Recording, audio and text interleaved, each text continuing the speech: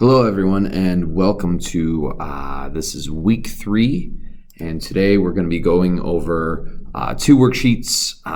It's going to be in class day 1, and then the sheet after that is called, I call it 2A, but it's on the top of the worksheet. It says rational expressions A. So we're going to be going over these 2 worksheets. If you're looking at the calendar and the different things we have coming up, so we just took our first exam. This is the rest of week 3. Next Monday, the 7th, we have off. So there's no school on that day. There's going to be no quiz, nothing like that.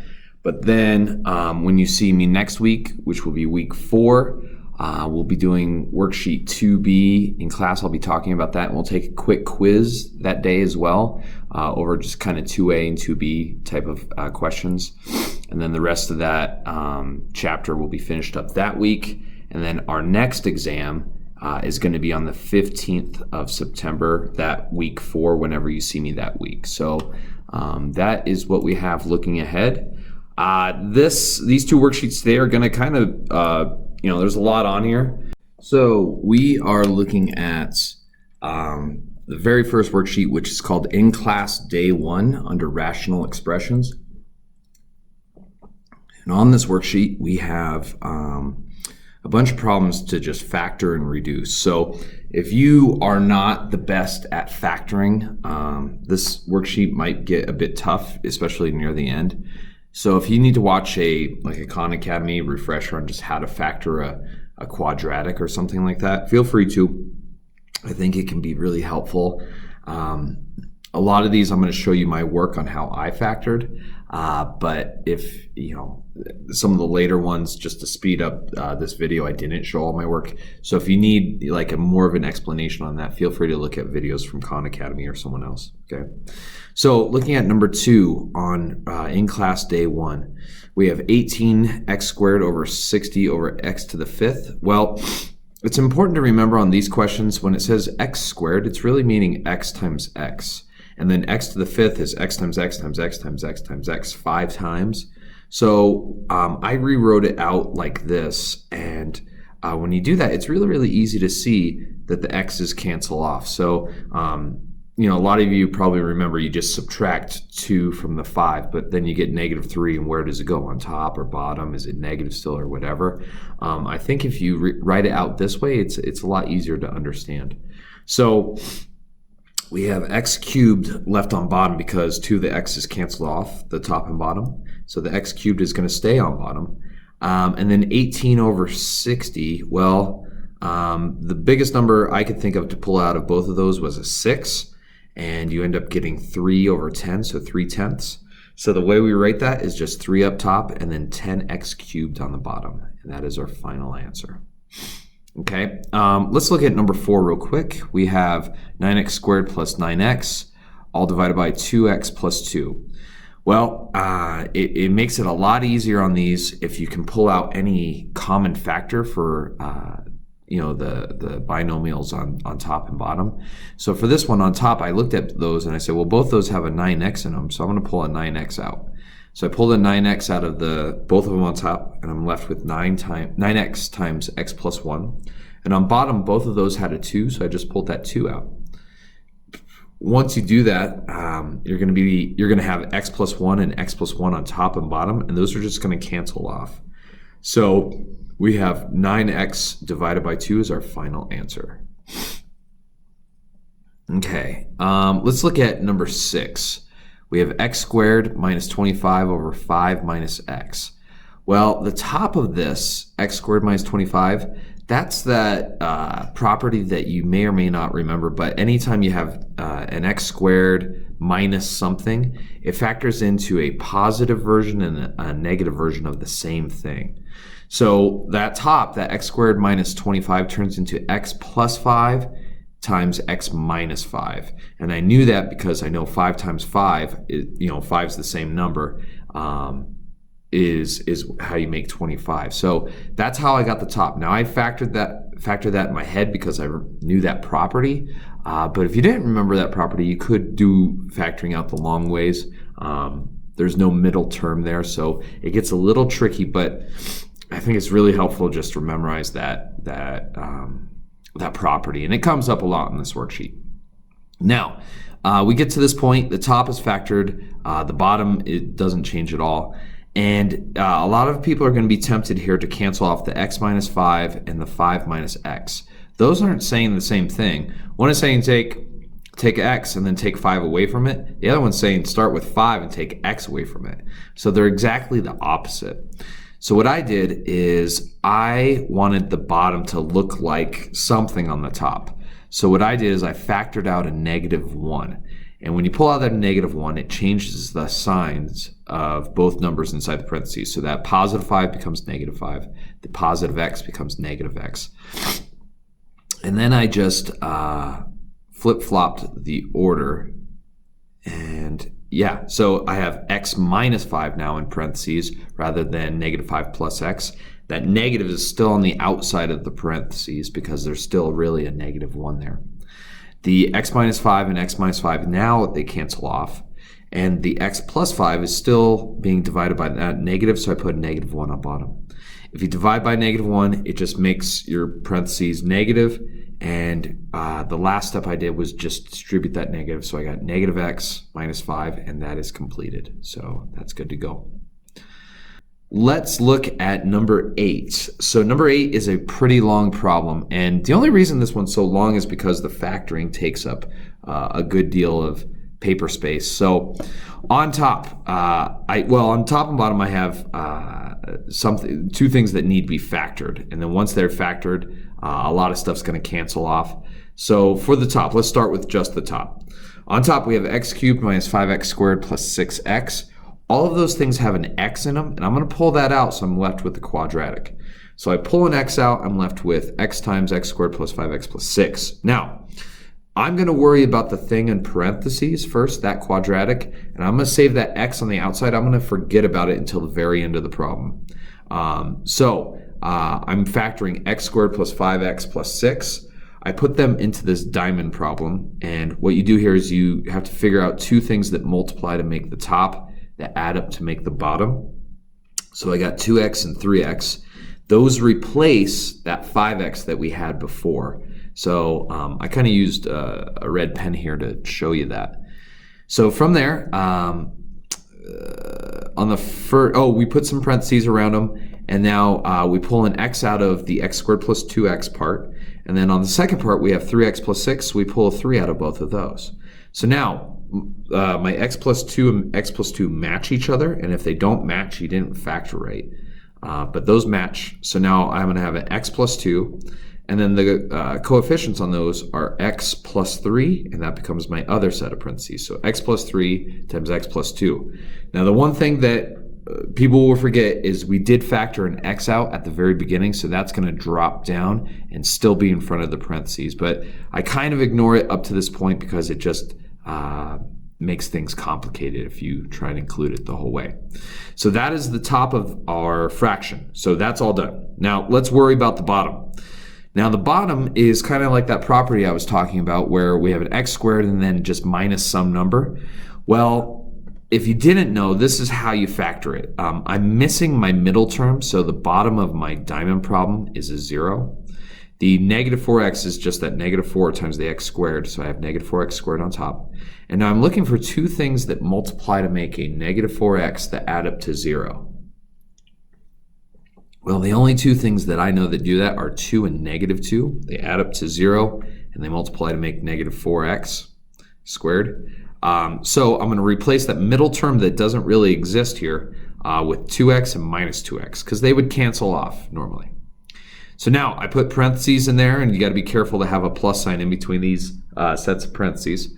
I'm going to factor out my x, factor out my -2, and you end up getting x plus 2, x minus 2.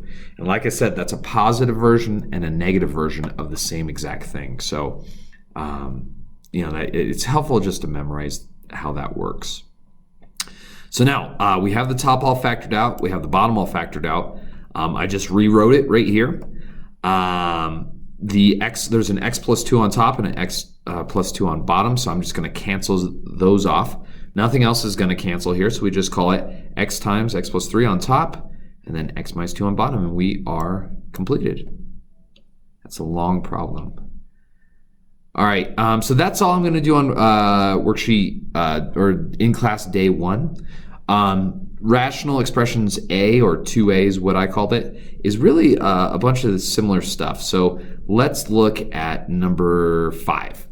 So in this section for number 5, it says just factor this completely. So all they want you to do is break this up into all the different little things that are multiplying.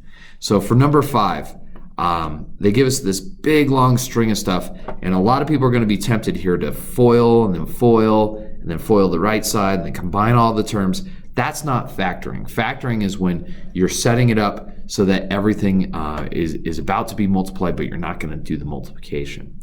So the 2x minus 1 is really just 2x minus 1 times 2x minus 1. So I just rewrote that here in green. The x minus 3 isn't going to change. There's nothing to do there. Then we put the plus sign, and then 2x minus 1. And then x minus 3 times x minus 3, we just write that. And this is done. It seems kind of like a simple problem, but everything here is ready to be multiplied. It's in all of its different factors. So this is ready to go. We just call this done because all they want us to do is factor it out completely. Okay, let's take a look at number 6. Now 6 is a factoring problem. This can get really tricky if you don't do this first step. And what I mean by this first step is I look at all 3 of these terms and I say, well, what do these all have in common? If I can pull something out that's common, then it makes the whole factoring issue a lot easier. Well, all of these have a 2 in them. All of them have an x in them, so I pulled out a 2x, and that's here in blue.